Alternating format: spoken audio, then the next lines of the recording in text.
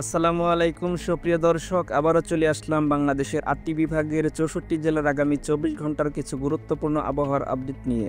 প্রথমেই দেখে নেওয়া যাক ১১ সেপ্টেম্বর বৃহস্পতিবার চট্টগ্রাম বিভাগের সম্ভাব্য আবহাওয়া পরিস্থিতি কেমন থাকতে পারে। বাংলাদেশ আবহাওয়া অধিদপ্তর জানিয়েছে ১১ সেপ্টেম্বর বৃহস্পতিবার চট্টগ্রাম, রাঙামাটি, বান্দরবান, খাগড়াছড়ি ও কক্সবাজার জেলার কিছু কিছু জায়গায় শেষ রাতে, সকালে ও দুপুরের দিকে মাঝারি থেকে ভারী বৃষ্টিপাতের সম্ভাবনা রয়েছে এবং এসব জেলার তাপমাত্রা সামান্য কমতে পারে। এবারে সিলেট বিভাগ, বৃহস্পতিবার সিলেট, মৌলভীবাজার, হবিগঞ্জ ও সুনামগঞ্জ এসব জেলার বেশিরভাগ জায়গায় বুধবার মাঝরাত ও শেষ রাতের দিকে এবং বৃহস্পতিবার রাত ১০টা-১১টার দিকে দমকা হাওয়া ও বজ্রসহ মাঝারি থেকে ভারী বৃষ্টিপাত হতে পারে এবং এসব জেলার তাপমাত্রা সামান্য কমতে পারে। প্রিয় দর্শক, পরবর্তী আবহাওয়ার আপডেট পেতে এই ভিডিওতে একটি লাইক দিয়ে চ্যানেলটি সাবস্ক্রাইব করে রাখুন।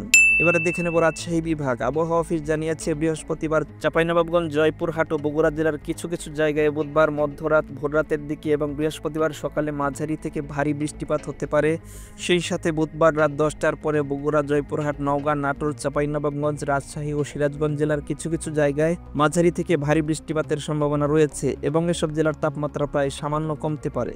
এবারে ময়মনসিংহ বিভাগ। বাংলাদেশ আবহাওয়া অধিদপ্তর জানিয়েছে বৃহস্পতিবার ময়মনসিংহ, শেরপুর, জামালপুর ও নেত্রকোনা জেলায় বুধবার মধ্যরাত ও শেষ রাতের দিকে এবং বৃহস্পতিবার সকালে ও দুপুরে, সেই সাথে রাত ১০টা-১১টার দিকে এসব জেলার বেশিরভাগ জায়গায় দমকা হাওয়া ও বজ্রসহ মাঝারি থেকে ভারী বৃষ্টিপাত হতে পারে এবং এসব জেলার তাপমাত্রা সামান্য কমতে পারে। এবার খুলনা বিভাগ। বৃহস্পতিবার সাতক্ষীরা ও বাগেরহাট জেলার ২-১ জায়গায় দুপুরের দিকে হালকা ১-২ মিলিমিটার বৃষ্টিপাতের সম্ভাবনা রয়েছে এবং এসব জেলার তাপমাত্রা প্রায় সামান্য কমতে পারে।